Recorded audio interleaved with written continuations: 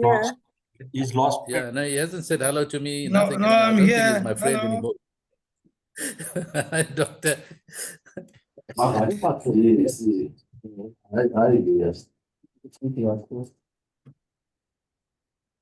I'm just trying to respond to one or two guys asking. I see Sabu's changed his name. He's now Lucanio.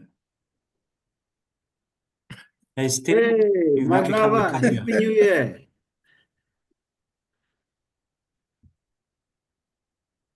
Hi, colleagues. You Hello, are Kuda mute. Fela. Stay. Hello. Everybody coming through. You are mute. Okay, it's 12:01, so I think what we'll do is we'll give it another minute and then we'll do the introduction and kickstart the session. So I'm not too sure, Maruna, how many people were coming through in the session. I see we got 45 in-house, as I say. I don't know if there's more.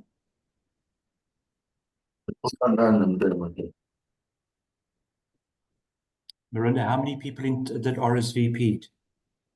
So we have about 40 that RSVP'd, Craig, and then we also have some latecomers also that's joining. I'm Okay. also just All right, so we've share got the link. So 48 yeah, so far, which is it's great. So we'll just give it 48 one so more far. minute and then we'll kickstart the session.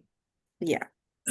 You're right, Miranda. Also, you got some gate crashes, you know. Okay, I haven't that's accepted, good. but I gate crashed in. All right. You're welcome, Zubin.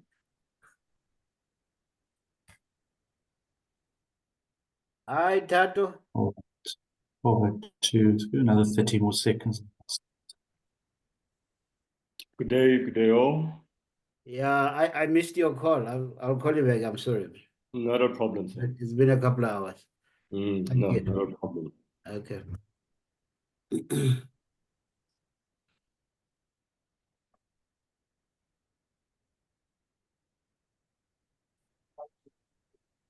Tatya, the first time I felt snow actually falling on me when we were leaving Netherlands. It's actually like cotton wool. Brilliant experience.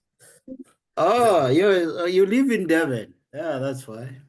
Yeah, no, I've never experienced snow before, and to that amount as well, you know. It felt like cotton wool.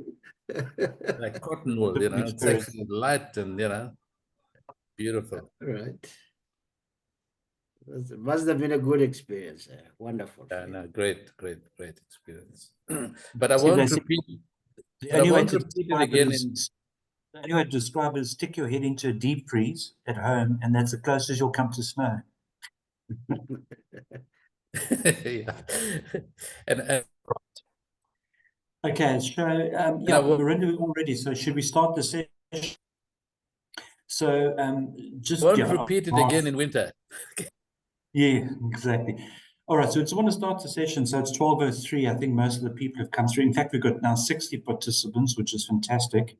So on behalf of Sigma and all my colleagues that are here, and I think this is a special welcome because this is our first virtual couch session for 2025. And of course, we try and run a session every second week where we can on different subject lines and topics, but really pertaining to people's businesses and growth things. And these virtual couch sessions that we've been running now, we're close to almost four years, have been very on different incubators, have been very successful. And so today we, of course, in-house, we've got Dr. Helper Zhu, which doesn't need an introduction, but just from a formality, I'll introduce Dr. Zhu Helper. And today he's going to discuss, how to effectively plan an operational and business plan going forward, which is always very key in all businesses, be it small business, medium business, or large enterprises. Effective planning and operation and a business plan is very, like I say, it's very important in all our businesses going forward. But before I hand over to Dr. Zhu, just some housekeeping. If we can just listen to the presentation, which is going to run through a few slides. Any questions that you've got, just put it into the chat box. At the end of the session, we'll raise those questions. We'll then make it very informal. If people really just want to come in and ask kind of questions, ask help us on questions, we can do that. But yeah, just allow them to go through the presentation and then we'll keep all the questions towards the end, and then there's more formality, especially with an audience now. We're sitting at 72. It's a very big audience just to manage the process going forward. So without further ado, for the first time in 2025, and so it's quite exciting, the session, Helper, you doing the first slot for this year. And so, yeah, over to you, Helper.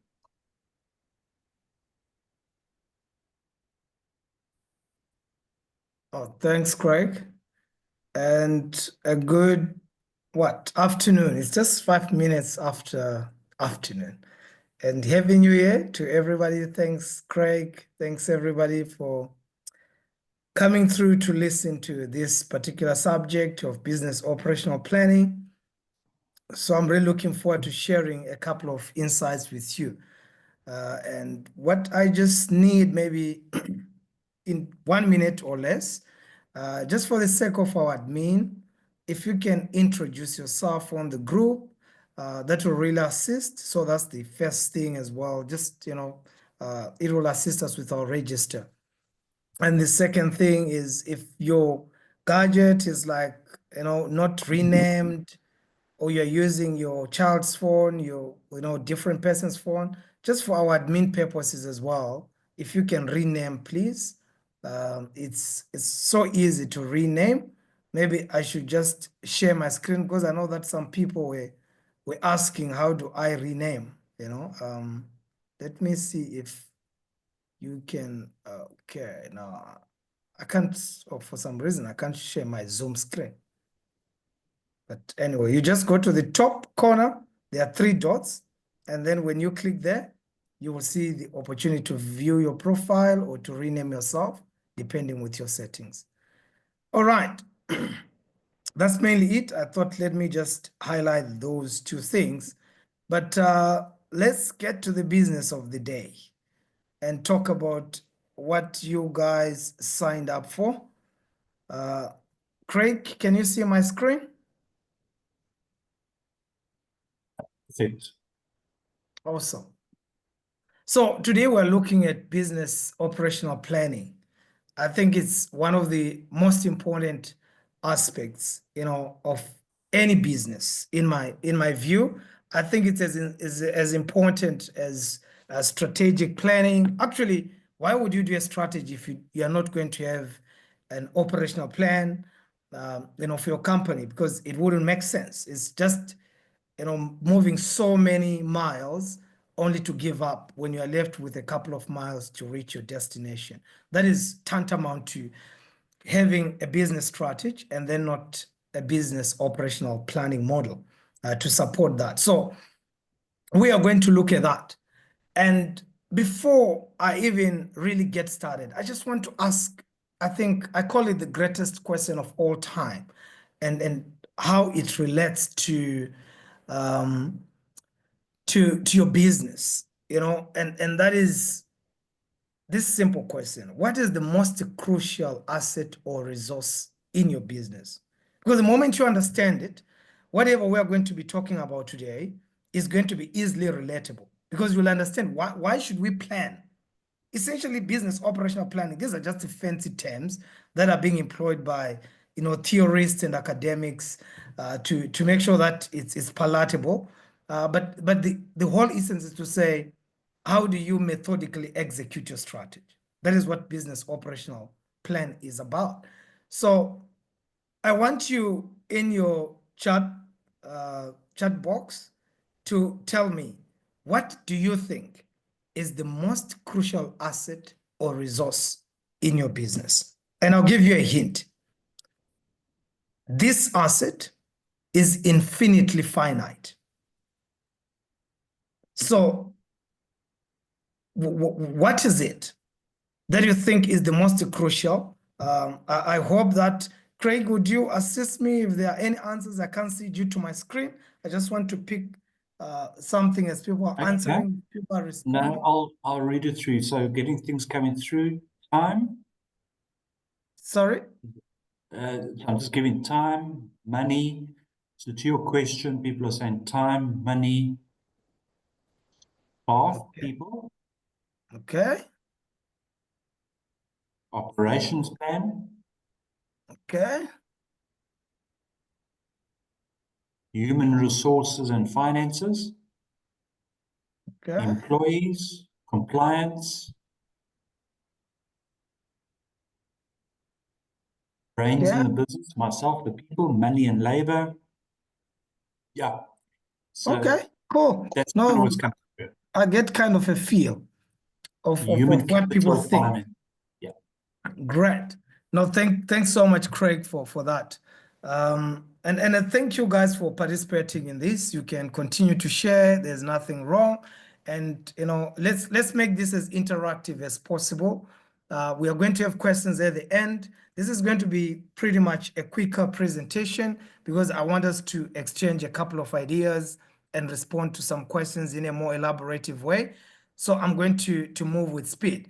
But as you can, I think the first person got it right, because the hint sold it out. It's something that is infinitely finite. That's why I had to put this kind of a mini, self-containing wall that is, infinitely, self-regulating. And the greatest asset for any business, actually, to give you context, I had a friend of mine, so he went down last year. So he traveled, he went to Harvard, and he said, Help, I was surprised with what I saw when I was in the US. And I said, what? He said he met a couple of CEOs, by Harvard Square. And he said he bought coffee. Coffee is very expensive in the US, he said. And he said, one thing that I just wanted to do was to ask them, how are they successful? Because this guy is an aspiring business entrepreneur. And he said that they looked at me and said, what are you currently doing? And what mainly does your business do? And blah, blah, what are your frustrations? And to cut the long story short, the person said, hey, at times some of our plans, we don't see them through. At times we miss deadlines. At times employees feel like, there's an element of burnout, they can't keep up.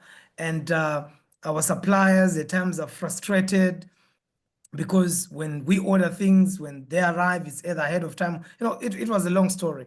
And he said they looked at him, there were two CEOs, and they said, essentially, you are struggling and you don't know what is the most valuable asset. Because what is your role? And he told them the role that I'm a managing director, but I do this and that and that. He said, that's your problem. The most crucial asset or resource in your business, and this is, of course, what literature says, is time. Everything else that we're mentioning, it's a function of time. So time is the only self-sustaining resource. And that's why I said it's infinitely finite. But why am I bringing this question here? And we're talking about business operational plan. It's because the very heartbeat of business operational plan is the ability to maximize your time by being efficient. We all want to be efficient because we want to save time. Essentially, being efficient means you are doing more with less. And of course, the more can be money, but the most critical part of the more is when you do more work with less time. And if we can master that as SMMEs, understand, therefore, how do we guard this asset? Because imagine if you can have the whole day free, what would you do? I'm sure some of you will start to really imagine a lot of things. If you were to leave your business and still earn 80% of the value that you think your business is worthy, what would you do with your time? I'm sure you will clap your hands and say, wow, I can do lots of things. But you know that you can't do that. You need to be there. And therefore, time is something that you invest in your business, and it has to be fiercely protected and utilized. If you fail to use time, it's fine. It's infinite, but it's finite. It's infinite in that, we're all born here. We found time was here, but we'll all die and leave time here. But in how we use it, it's limited. We have got 24 hours in a day, of which the majority part of it we're sleeping. And we have many things to do in our businesses. And if we don't know how to do those things, we're going to run out of time. And we're going to run out of customers, and we're going to run out of money, and we're going to run out of qualified employees.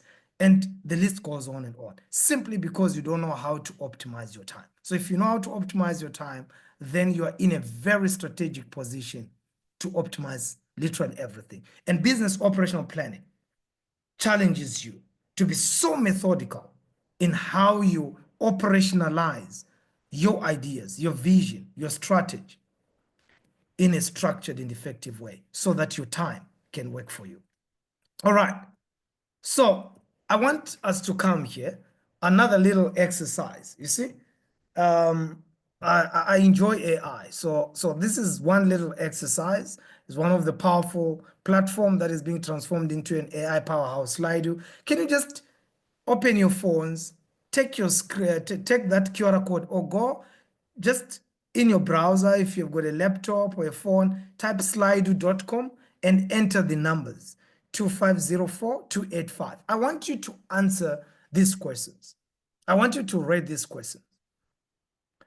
And I just want you to reflect. Please rate each statement below based on your current business operations planning practices. One, you'll be strongly disagreeing. You know, you put whatever is there as you answer. I think I just try to say, you just indicate, you just click on the star. I don't know if anybody is getting it right. Are you guys able to log in and see that? I see there's one participant. Okay. Yeah. Quite interesting there. I see we have more on the, I have a reliable system for capturing and organizing all tasks. I'm clear on, so just, you know, put your response where it belongs. It could be one or two things or three things. I think it's all fine, but I just want us to really discuss a little, or give you context, or challenge yourself to think a little more about it. So there's another question here. My operational activities are well aligned. Whatever you think relates with you.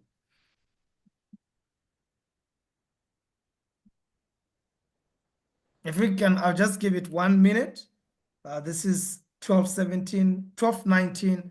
I will stop and we start. Just 1 second.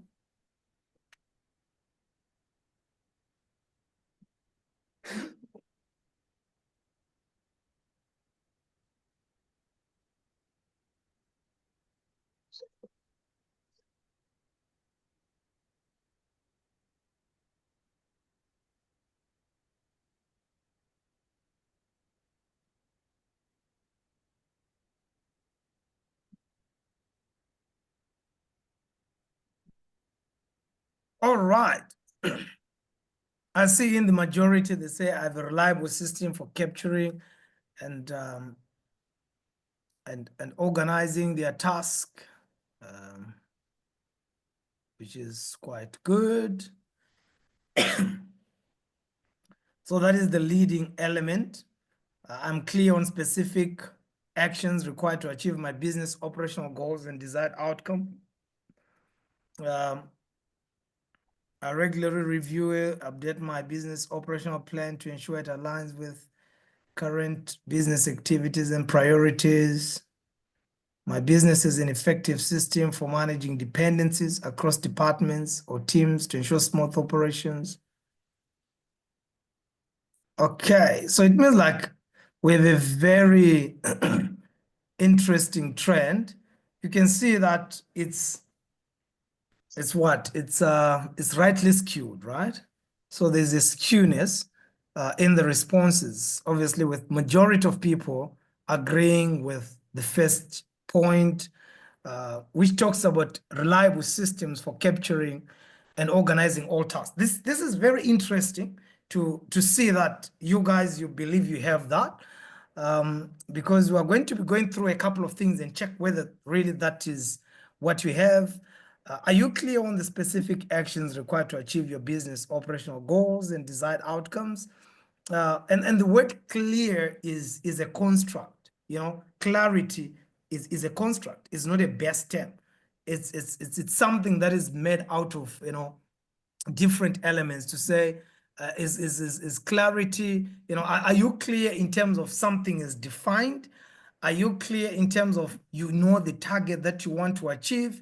Are you clear in the sense that you are part of the process, or your employees are part of the process, you know, of what you're doing? Are you clear because you understand what your competitors can be doing, or you have a clear strategic model? All these are some of the things that I want you to keep in mind as you respond here. So I know that there are 3 people typing, and then I'm just moving on, but I just thought this is a very nice way to start our conversation, because it's not going to be too long. But the heartbeat of business operational planning is to have all these things in place. Is to have all these. This should be balanced. It should be like fully green. Everything should be in place. The first part, you should have a reliable system. And by system, I'm not talking about automation. It's something that I like. It's something that I think is powerful. But a system, remember that a system in essence is just about a repeat. It's a mechanism, or it's a way which ensures repeatability and validity and reliability. So can you repeat what you did last week with the exact same precision to achieve a given objective? Is it something that is dependable? Can it be something that the mechanism you use, you can depend on it, and you know that it really works? Is it reliable? Are you sure that whatever you are trying to achieve with what you did last week, it's indeed reliable? You can be certain that this is going to achieve given objectives. So that is where the system part comes in. Clarity, I've already explained. Do you have your desired outcomes? But do you have what feeds into them? Do you understand how your business as a system is interconnected? Or you look at your business in silos?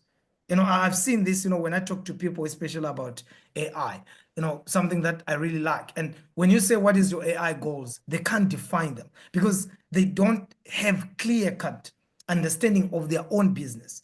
Some people, they just say, I need AI, just to make my life easier, or to enhance my customer experience. But what is that?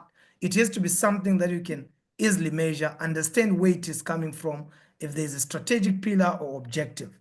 So it's very important to ensure also alignment. Is there alignment, of your objectives and priorities? I think it's something that you need to make sure that there is. Otherwise, you'll be having 15 companies in one organization. And that is what business operational planning aims to avoid. One thing that I like about Jack Ma, he said, one thing that I've learned as a businessman is to know how to say no to 1 million opportunities, and only to say yes to a few that I know I can optimize and make the most out of. So you can never say no if you don't understand the alignment of what really are your priorities. What are the core of your business? What is it that defines your business? Then again, this effective system to manage dependencies. That is a great thing to say. How do you manage dependencies? How do you know that something feeds on something? And I don't know if some of you guys have got that in your businesses. It's something that I would say you definitely want to kind of look at. And then your business strategic goals and value proposition. When you look at your strategy, I know this is not a strategic plan thing, but it's aligned. How does it link with your value proposition? And when you are executing your strategy, which is via your business operational plan, is your value proposition reflected in what you do daily to your customers? That is the biggest question. So what is it? And then why did I start there? When I was doing my high school, I remember I was doing English literature and mainly English language. And there's this teacher who always used to say, do a flashback, when you are writing compositions, say, do a flashback. Like when you're writing essay, you start with what happened so that you can attract people. And I try to use that kind of approach, I feel, to just say, let's look at what this thing in essence could be really all about before I give you kind of a very basic academic definition, because you guys are entrepreneurs, you are not academicians. So I will be making a mistake if I limit this to some kind of academic definition. But the first part of the business operational plan, it's about developing a framework to enable the implementation of your strategy effectively. That is mainly what the business strategic plan, operations plan, is all about. how do you operationalize your strategy? That is where the operations part is. So you are now demystifying this amazing concept you have in your head or in your team's heads. Then you say, how do we make sure that when we say that we want to be the leading company this year when it comes to special tours, maybe going to Sun City, what does that mean?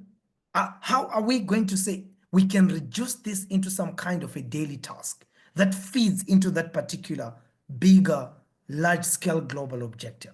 That is what it is about. And in essence, I would say that your business operational plan, it is that methodical approach that you adopt to deliver your unique selling proposition. Because that is what you do. You remember that the business model is about capturing and envisioning customer value.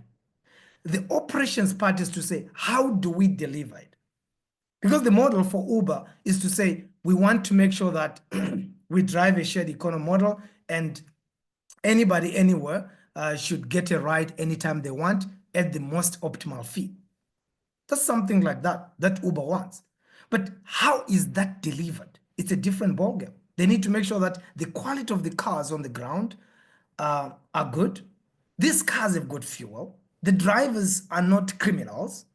The passengers neither are they criminal. So the operational plan does that. The algorithm needs to evaluate the person, needs an idea of the driver, so that is the operationalization of this envisioned plan that we have as a company. And then you have your actionable steps. And I think the most crucial part is that it all starts with your strategy. Right. So what is the strategy? And I think I enjoy this strategic model, because for me to just tell you about business operational plan without showing you what a typical strategy can look like, it's like me taking you, to a university and say, hey, this is where you do your honors, without me taking you to grade R and, a high school, then a potential college. You need to say, it's like my child, if I do that, essentially, to say, hey, you want to be a pilot, let me take you to Wits, or let me take you to the University of Cape Town. Just straight away, without them knowing ever that there is a grade R, that there is, primary school, there is high school. That would be so unfair, because their view of how to get to University of Cape Town, it's seriously, truncated and predicated on wrong assumptions. So in order to make it practical, we start to say, hey, you start grade R, you need to be serious. And that is the same with you guys. You need to start with a practical strategy. And one of the easiest strategic model that you can use, which I think is the best right now, is something called objective and key results model. This is a strategic model which was developed by Andy Grove back in the 70s when he was, the president at IBM, and he was also, I think, a professor at Stanford University. Then fast forward, it has evolved, and in 1999, it took a massive turn when it was adopted by John Doerr, the guy who invested, one of the venture capitalists, into Google. I remember one of the ways that invested into Google was to give these guys, Larry Page and Sergey Brin, this strategic model in their garage to say, if you want to transform the world, this is the model that you can use. So that is how Google strategy right now is centered. For everything that they did, your YouTube, your AlphaGo, all these other things that they have, they all are predicated on objectives and key results strategic model. So you need, essentially, they say, define your objectives. These are the goals that inspire and set the direction. And you're asking the question, where do I need to go? And then define your key results, steps that measure progress towards that objective. How do I know I'm getting there? Because remember of that particular statement, if you cannot measure it, you cannot manage it. And it's even worse with the business operational plan, because the business operational plan essentially is about numbers in a sense, because now you are operationalizing your strategy. How are we going there? What are we doing daily so that it fits into our monthly plan, into our quarterly plan, into our annual plan? Something like that. So the last part, the initiatives, is what you now essentially take to be your operational plan, the tasks that are required to drive progress of your key result. What should you do to get there? And this framework, if you read more about it, I would recommend that you read more about it.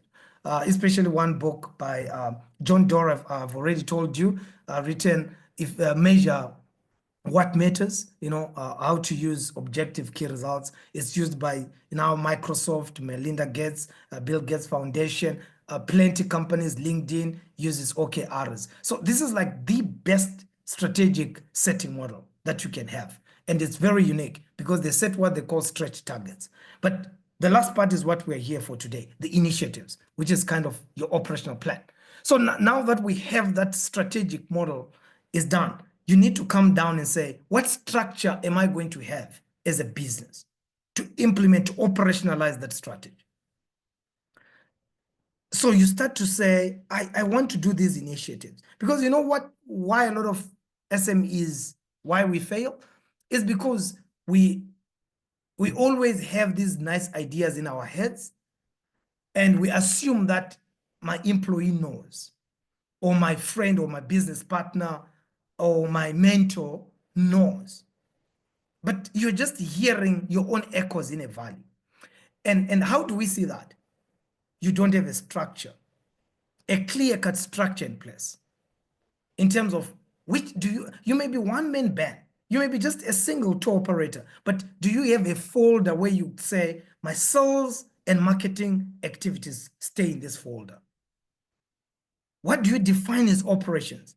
Maybe say you're a catering business. What is it? Is it when you go and cook and whatever? If that is the case, so do you have like your indemnity forms? Do you have like your checklist? It has to stay in your operations folder. Do you have that?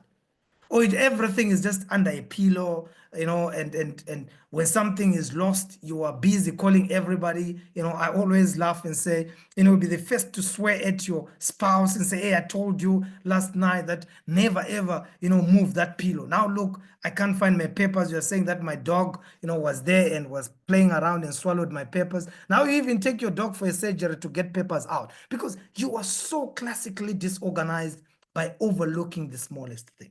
And these are some of the challenges that we have, when we deal with entrepreneurs. I think some of you will relate with that. You don't know. You are a tour operator as an example. I think I've really worked quite a lot with tour operators. That's why I give an example. And I was talking to one and say, what happens if someone gets sick and they are in a tour? Do you cry? And this person said, I never thought about it. I said, surely this has got massive reputational risk on your business. What are you going to do? Have you thought about making sure that there's insurance, and if you're hiring a car, they've got public liability, third part, whatever, some of those things that you think they don't matter, they can matter at one point in time, but you can never think about them if you don't have categories or groups of information that matters or that should be organized for you. I had just another one. It's an example of, like, say this is manufacturing. You could be the one who does certain activities. Maybe you're involved in furniture production. So do you have a department just on that, for your SOPs or for different things? And finance, quite a critical one. Maybe you can call it HR and finance. Then do you break it further down so that you know who does what aspect of that? When you break it maybe into regions, you may even want to say, okay, I've got, these are my sales, whatever, documents, but I know that I work a lot with outbound and inbound. So you further go in and say, outbound, you put stuff there, inbound, you put stuff there. And there are two ways before I leave that I want to make sure you are aware. When I say folders, I'm not just talking about manual ones. Actually, I don't think I would recommend manual ones because hardly do they assist. If anything, myself as well as a climate change activist in a way to say, hey, we should be responsible with our environment. I don't think it's fair to print all those big documents and store them. You need to put this in some kind of a shared drive, SharePoint, or some of these different databases that you can use like NAC, Google Dynamic, Microsoft Dynamic. They're countless, but of course SharePoint is the easiest. because all of us, we use Microsoft. So you can just create that and you have got your own saver. That is so easy. You just sign up. I think 365 license Microsoft is about 1,000 rands a year, but you have got your cloud now. You're simply putting this in the cloud. And either you are in Dubai, you are in France, you are in Zanzibar, you can access any document that is critical to you in real time. So that is the key part of business operations plan. You organize your company. You should even understand your own company. I was reading one book by David Allen. I think you will see is one of the recommended resource that I have here. And he said, I don't trust myself. I don't even think I'm organized. And he said in brackets, my wife knows that, because that's why I am so much deliberate and intentional about the folders that I create on the cloud so that I can easily access something that I need.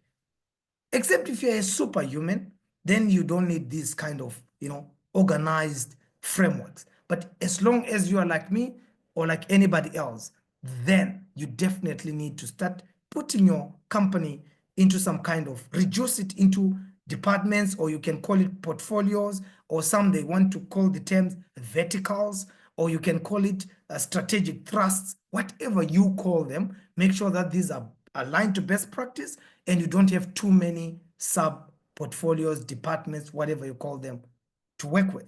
4, 5 is good enough. For an SME, I would say that limiting it to 4 is good. And normally it's like your sales and marketing, your operations, your finance, and your HR. These are the main documents that you need. So as we move now, I think I've already indicated, follow best practice. Do something about what you are thinking and think about what you're doing. This is what this guy said. And I think if you want to be productive, you need to have a proper business operational plan.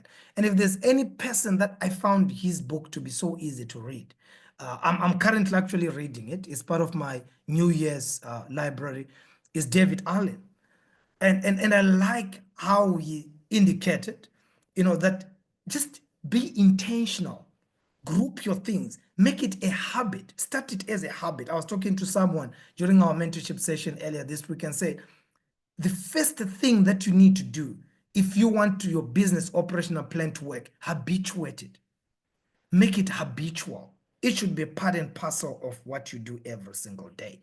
And that is to say, what do you do when you wake up in the morning? What should your workers do when they wake up in the morning? What is the first thing that you do when you get at work? What about during break? Well, so start to stick your habits. That is the most effective business operational plan you can have. And David Allen touches on that, on getting things done, the art of stress-free productivity. So I think it's a very good book. And another one is Financial Modeling for Business Owners and Entrepreneurs. Developing Excel models, whatever you can do. But I like what Sawyer said. He said success starts with the right mindset, but it's how you operationalize that mindset which gets you to attain it. It's not just having the mindset. I think some of you know Sharma, the popular writer of the 5 a.m. Club. She said the same thing. It's, success is about how you begin. But how you begin is also a function of how you set a couple of tasks and how they can be easily palatable on your plate. And that is the most important thing about a business operational plan, because when you look at it, it's broken down into small, edible activities that you can, you don't even need to swallow, that you can chew just every single moment. And once you start to stack those things, it becomes easier. So I'd say that, guys, look for these.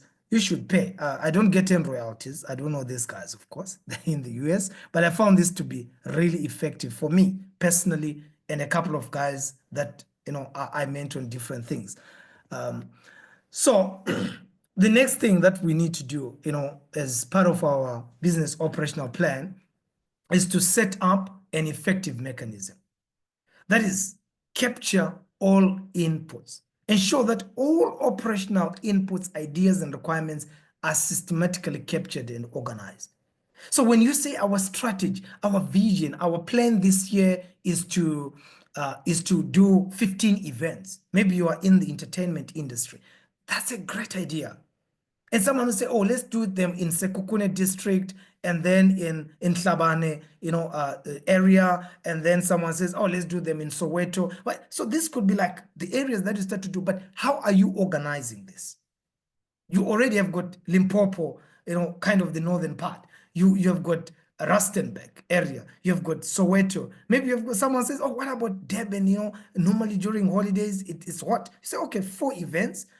We know that we are going to do this in these places, but how do you then methodically do that? How do you make sure that when you say want to do an event in Soweto, it can be done? So now you start to operationalize that idea. You can develop and utilize maybe an Excel sheet where you say, for the Gauteng event, Soweto, this is what the receptionist is going to do. So now you are going back to your departments and you say, you need to make 10 calls, check 1, 2, 3. You need to make this, you need to do that. And you start to set your targets. You start to organize these kind of things. And already, which speaks to the second point, where you distinguish your actionable tasks from reference material. So remember that you may talk about some great ideas, what happened in the past. That is not something you can action. But you need to say, how do we clarify and prioritize? So when someone says, I think from what you said, I like the idea of Durban, but when? Well, when should we do this? When is Durban busy? You don't say, oh yeah, we're going to Durban. Yeah, eThekwini, here we come. Yeah, me, I know that we can do it. No, that doesn't work. You need to make sure that you are so clear about that. And then you need to reflect regularly. That is the most critical thing about your operational plan.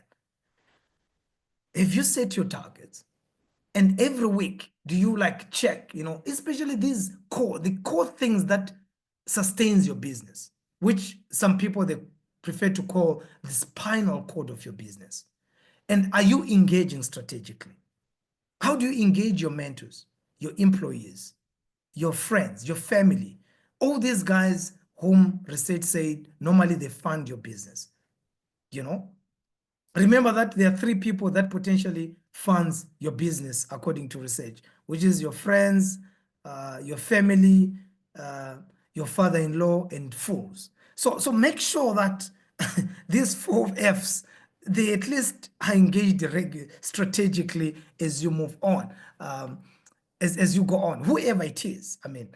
Just make sure, because they will become sounding boards and they will start to say, what about this? And you can start to make some tweaks to your operational plan. Right. And the heartbeat of your business operational plan is your process flow. This is where your Nando's recipe is defined, as I call it. This is the secret to say, do I understand my business? And then it's well explained. It's something that someone can follow through and say, oh, okay, this is what you do. You're a B2B business. So as a B2B business, what does it mean? We don't work like this, and we know customers. We don't even work directly with consumers, and we live on commission. So this is what we need to do. You're so clear about the process from when a customer, or how to even generate a customer. What happens when the customer comes in? How do you service that customer? Now you're operationalizing your strategy. This is the summary of how you take that strategy and you say, this is how we deliver the value captured in our strategy. Okay. This, you can say, is your sales and marketing department. I'm still taking it to the departments that we have. And then you can say, this is the operations department. So whatever happened. So you see, it's not just a process flow that you put.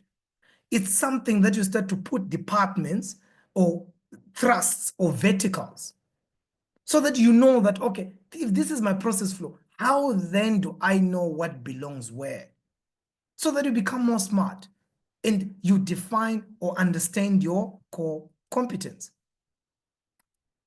There you can say this is your procurement or storage vertical. Raw materials received, inventory management. This is for a catering business, by the way. And then it's a manufacturing. So now now we are backing. So, as a backing or catering, whatever, company that you may call yourself, you can start to understand that, oh, this is the manufacturing part. So anything about this is here. And with AI, we can start to automate some of these things, as you will see when we talk later. Operations, you come back to operations. Packaging, you can say now this is again part of operations. So you understand that you've got sub-verticals under your operations department.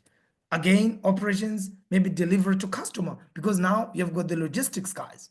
It's part of them daily taking stuff to the customer. It's how you operate as a business. So this is a department, and the operation there is not the plan, is the department, like where you really do, some of your operational activities. You can call it whatever you want as a vertical. So this is very, very important. And the next bit that supports an effective operational plan is a risk management plan. I cannot emphasize more why it is important. You need to identify and assess risk. What can go wrong? We want to host an event in Durban, but according to research, this is where there's a lot of whatever, maybe you can say gun violence. I think when I checked one of the last report, political violence. And you may actually say, okay, well, we need to think about it. What is going to be the security we are going to put in place? Because we are going to a high risk place when it comes to the use of guns. As an example, we say Sekhukhune and say, okay, but we know that place is largely dry and people tend to actually collapse. Some of the days they've got high temperatures. Which day then are we supposed to host an event? But what if we can say that, oh, it's going to be cloudy and it's not cloudy? These guys, at times they miss it. What mitigation plans are we going to put in place that people are not going to be listening to a DJ saying, hey, raise your hands in the air, let's dance. But I can't dance. I'm just so exhausted. It's so hot. Then say, maybe we need to think about the concept of aircon in a tent. Then you start to work back and say, okay, where can we get quotations? Or who can supply? Maybe can we partner with someone? Oh, there's a company called this and that. They actually supply mobile, aircons, which are very light. Okay, so that one is a tick. Our event will go on. So you start to really think backwards, and you are mitigating things that can embed uncertainty onto the things that you want to achieve. Remember, risk, by definition, is the impact of uncertainty on your objectives. So how do you mitigate uncertainty? Because it's normal. And uncertainty, remember, can be positive, but it's deadly if it's on the downside. And normally, it can come to be on the downside if you're not prepared for it. So those are things that you need to look at. Mitigation strategy, monitor and review. Maybe you start to say that, oh, okay, we say that we may consider to work with this company, for security in Soweto, because we know that it can be violent, that place and all this, or the people that we want to come are only tourists. We want to give them a special whatever treat. We're going to be playing classical Las Vegas music. So obviously it's not going to be so entertaining to the local guys. How do we mitigate that? We may not be having tourists interested in Las Vegas beats or hits, and we miss, So those are the things that say, okay, so maybe why don't we create a network of tour operators and check with them how many tourists are coming, where are they coming from, and we set up a model that we can do a revenue sharing model to say, okay, for all your guys, who may be interested in this, include them in your package. We're going to be doing this event, so include it. Then say, okay, so but what's in it for us, or whatever the case may be. Say, okay, for everything, you do this. Now it's part of your operational plan. So who is going to do this? Who is going to run a financial model that will show that this is a sustainable deal? Then you are good to go. You update and you improve. And then this becomes part of your culture. Remember, strategy eats culture for breakfast, according to John C. Maxwell. So it has to be integrated. It has to be seamlessly part of what your workers do, just to think about what may go wrong and how can we mitigate it. And finally, I would say that the use of systems. This is one of the critical things that you need. Do you have a financial model that is aligned to the things that you are doing.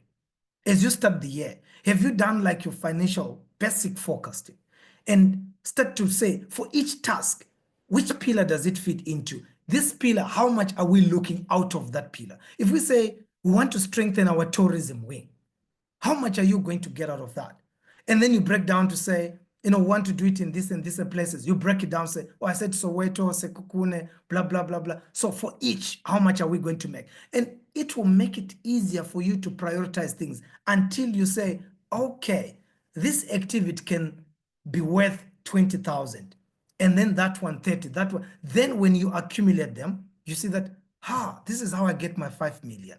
This is how I get my 20 million. It's not just you saying, I want to get 10 million. Thank goodness. Then you pray about it. Nothing wrong with those who pray. I do. But I don't think that's how you make it in business. I think you pray, which is good. But I think you need to be action-oriented. And for you to be action-oriented, you need to be structured. You need to break things down into small elements that you can do on a daily basis. And they all fit into the bigger picture. So that is why we say there is need for that financial model for your operation strategy to say, okay, so these activities can fit into this thing. It's not the typical income statement, which you make it glossy and nice. No, this is the rough one, which is speaking to the truth of your business capability, where you say, for this one, when we break it down into these sub-elements, this is what we're expecting to make. So when you break down your task for your team, you know which element to focus on because it will generate you more money.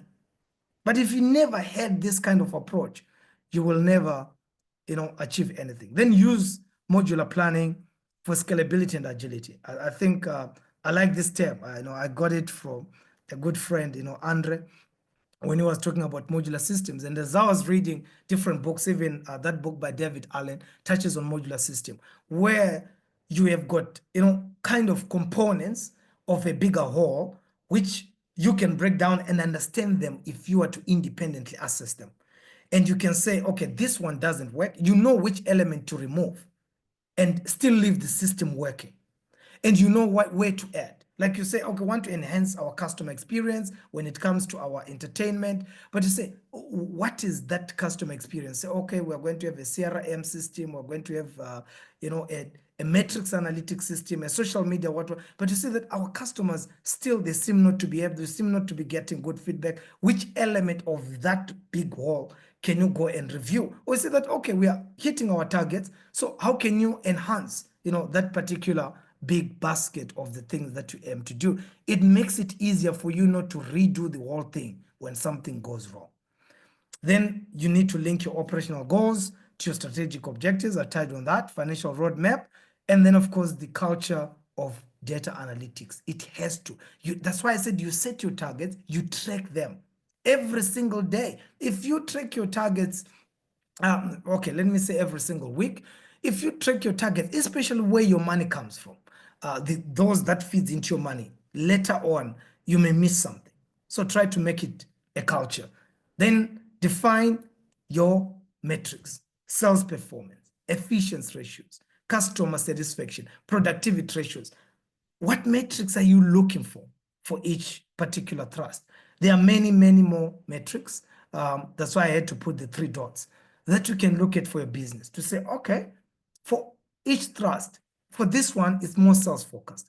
What sales performance metrics are we going to look at?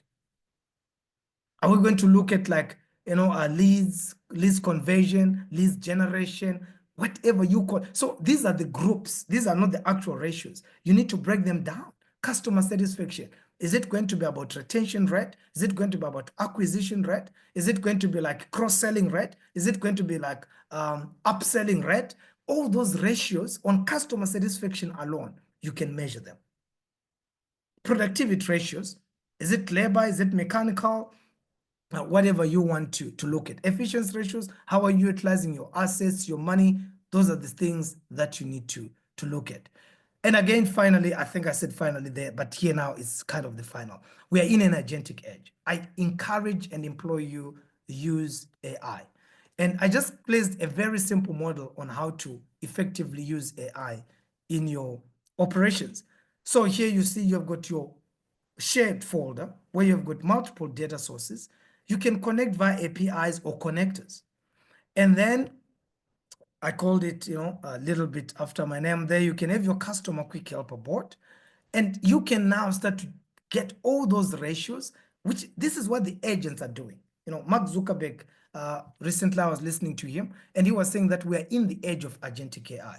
And in the next few years, we are going to have more agents than we have humans, AI agents. So these are the things that will do work by just listening to the conversation, tracking your emails, doing certain things that you don't even know. These are the guys that will say, oh, but Craig, you said you want to go to Denmark in June. I've already done the quotes for you. And do you want to release your credit card? These are the things that now picks your emails, listens to the conversations and actions for you. So you said, oh, you promised the client last week that you are going to deliver by Thursday. Today is Thursday.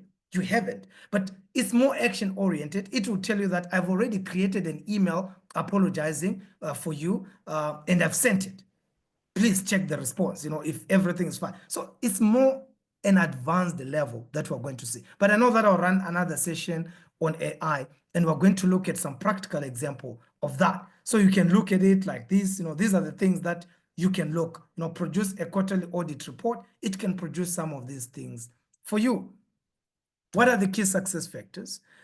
Make sure that your daily habits align with your operational plan. In other words, your professional habits should be reduced into your business. Essentially should be your habits, if I'm to put it that way. To say what you do daily in a company, subconsciously, should be what the operational plan needs of you. Remember, a recent study showed that 40% of what we do daily, we are not aware of it. So imagine the impact of that. 40% of the things that you and me do, we are not even aware that we're doing them. That is 4 out of 6 times. Like when you are driving, you don't know that I'm stopping at a robot. Something just clicks with a green color or red color and says stop. You don't say, oh, now I have to whiz the brake, let me put it. Now I'm going to the accelerator. No, you don't. Everything just happens like that.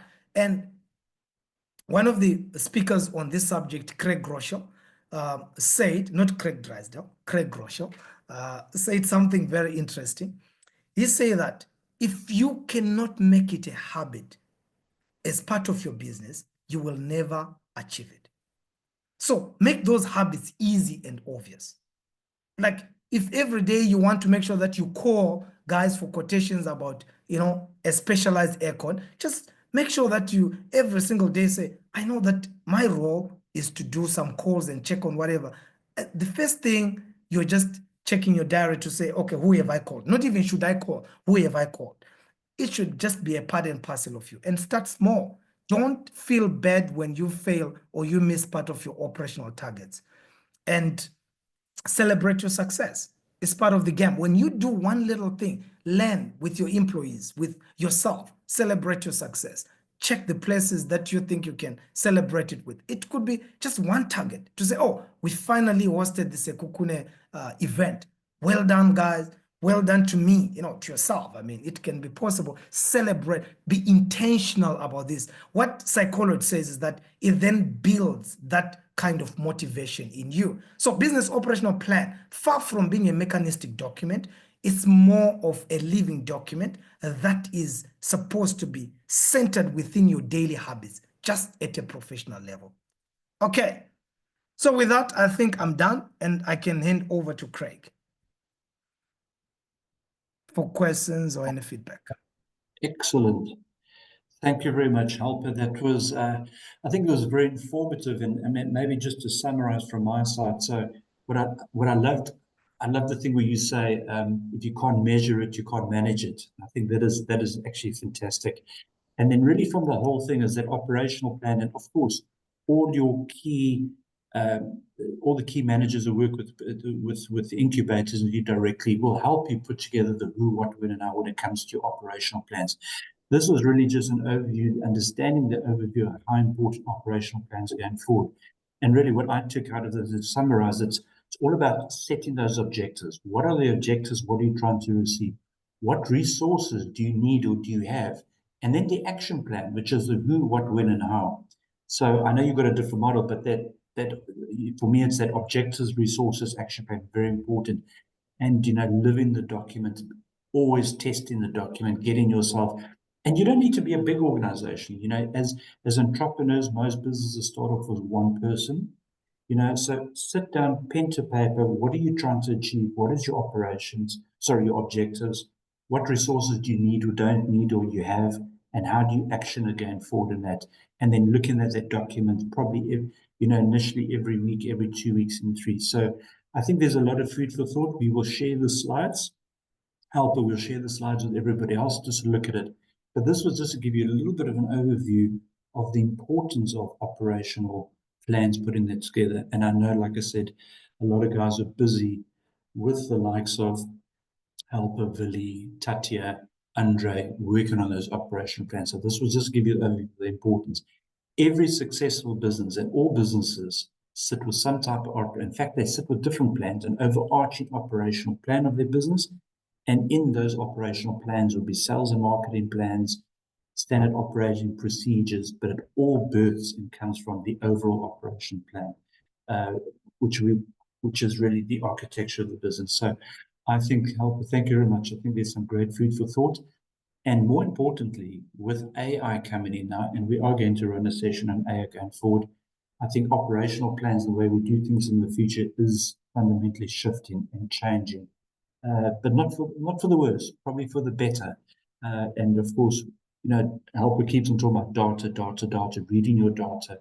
We are moving into a world now, and regardless of our size of your business, that data is becoming very important in the business and making decisions, the right decisions going forward, forecasting profits, forecasting sales, forecasting certain things, which banks will be looking at, from finances, raising capital, loans, X, Y, and Z.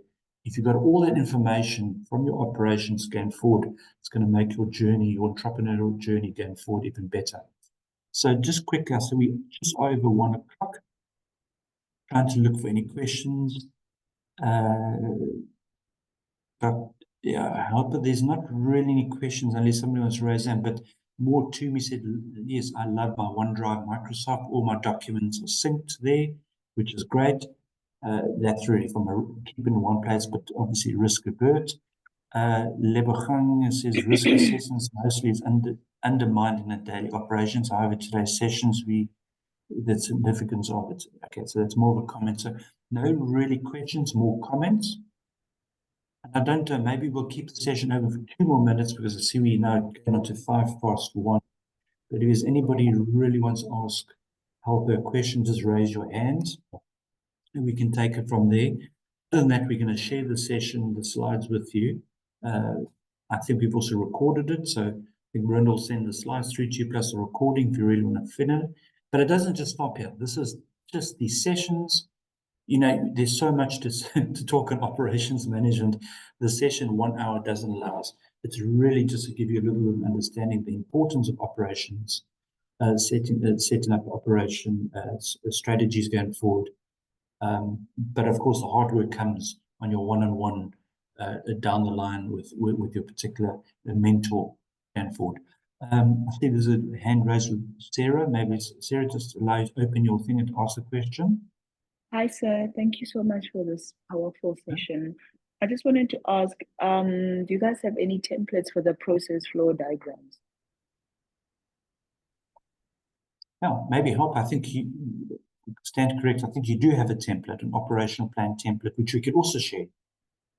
Yeah, I think I'll share, but it depends with what do you mean? Do you, like something that guides you on for a business, like an example? Yes, sir. Yes. Okay.